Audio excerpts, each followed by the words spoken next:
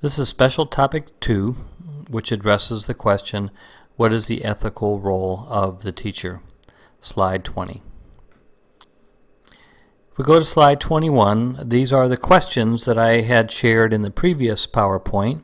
And in that previous PowerPoint, we addressed the question, why do you want to become a teacher? The second question that we're addressing in this segment of the PowerPoint is, what is the ethical role of the teacher? And the third question that we'll address in part 3 of the special topics component will be, what is your education philosophic perspective? So let's go to slide 22.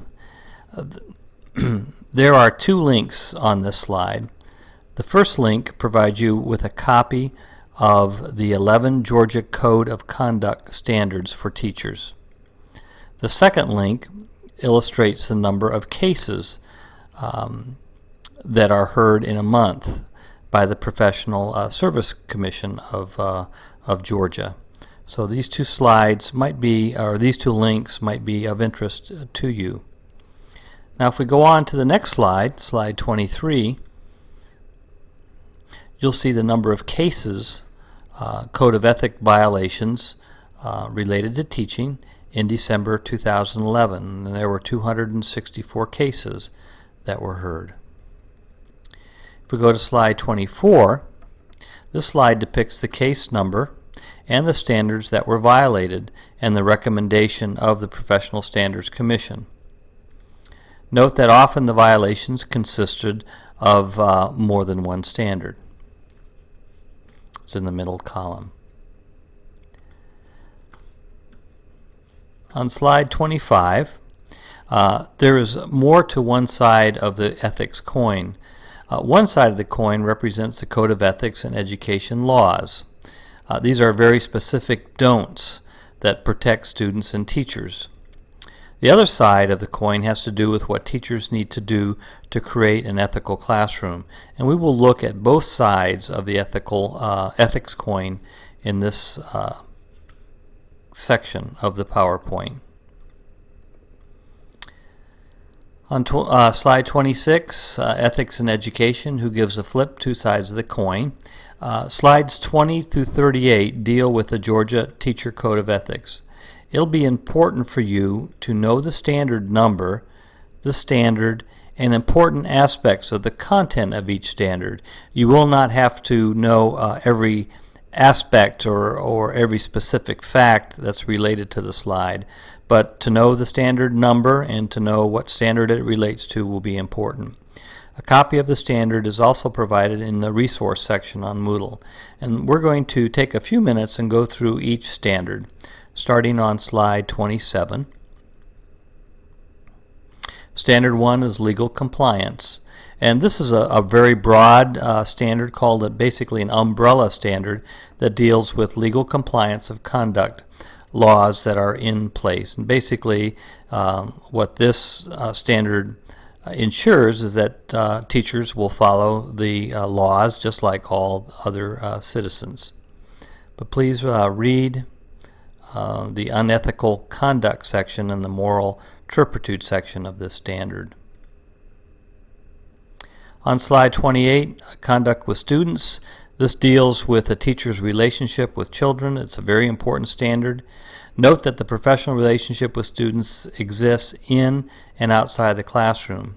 Also note that the professional relationship, this standard addresses physical as well as verbal abuse. It's important to consider that what we say or what we do as teachers may sometimes be misinterpreted by a student or others. We must always consider, what will the students or others think if I say or do this?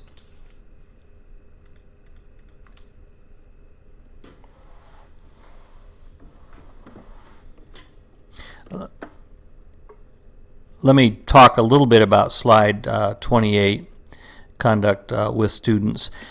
Oftentimes teachers become familiar with students as you move through the school year, and there's a relationship that is built, a professional relationship, but sometimes teachers will get lax.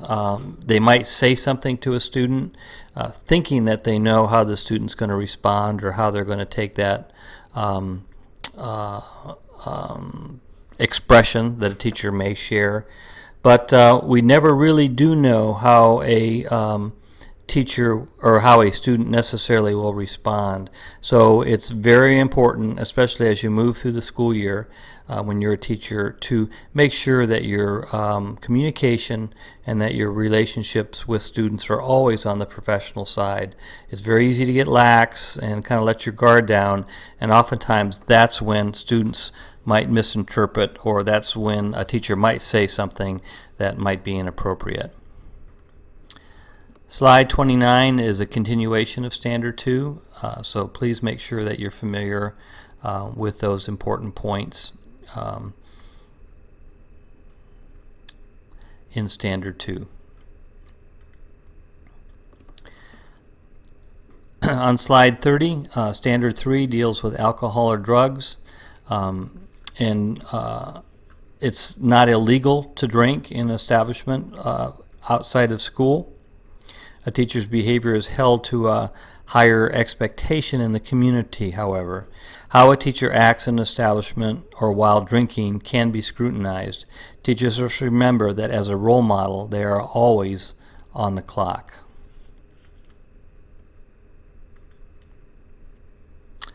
Slide 31, Standard 4, deals with honesty.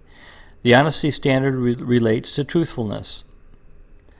Teachers must be clear about such things as being arrested or having a criminal record.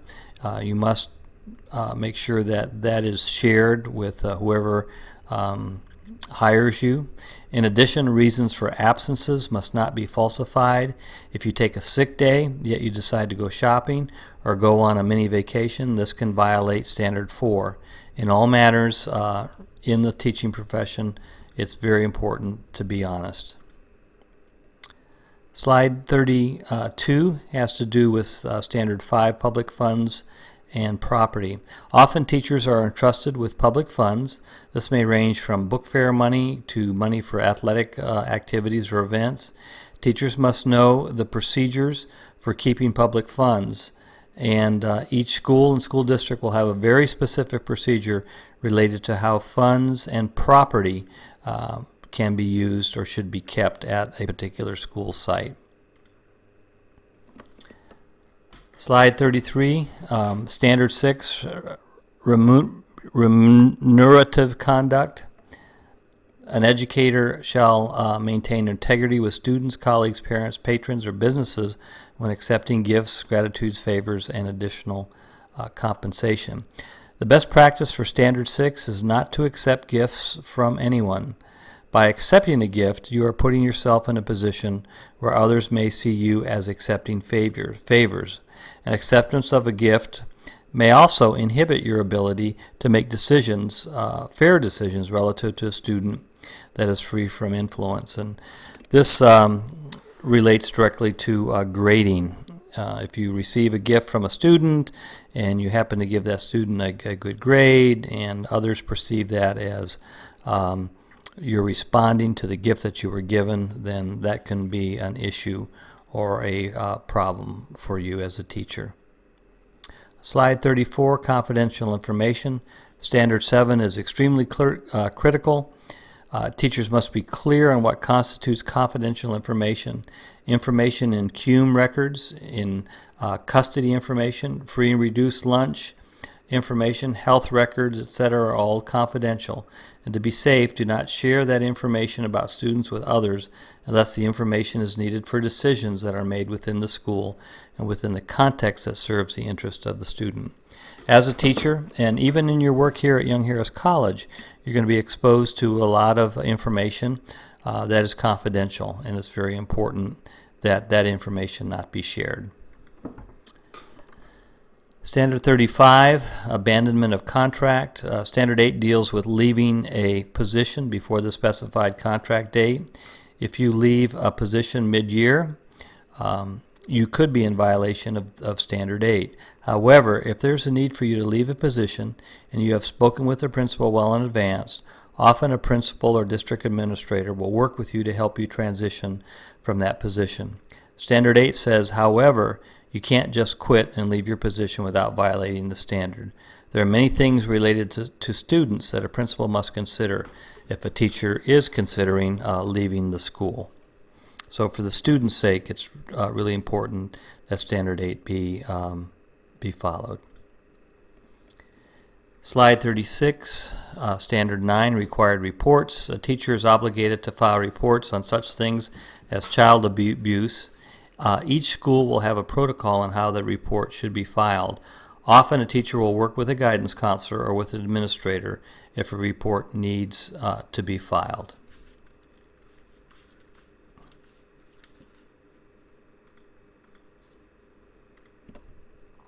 Slide 37, Standard 10, Professional Conduct. This is another umbrella standard that addresses the conduct of teachers. And can you see how the standards may overlap and how someone could be charged with violating several standards at one time? So Standard 1, Standard 10, both are what we would call umbrella standards. Standard 11 is testing. In Georgia, as in many states, there have been major problems with educators, teachers, and administrators and principals committing an act of test security or changing student answers, thus altering the outcome of a test.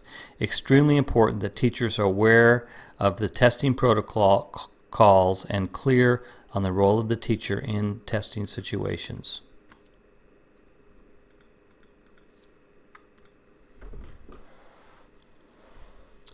Now this slide, slide 39, which is entitled Special Topic 2, What is the Ethical Role of the Teacher, provides an activity that enables you to apply the Code of Ethics to real-life situations. So go to your Resources tab and look for Code of Ethics examples. Read each scenario and identify the standard that best fits. There are often more than one standard that's violated, so try to identify the main standard and use the Code of Ethics examples with answers to check your responses. So you have the examples, and then you have another you have the Code of Ethics examples with the answers provided to you. So take some time to look through that and work through that activity.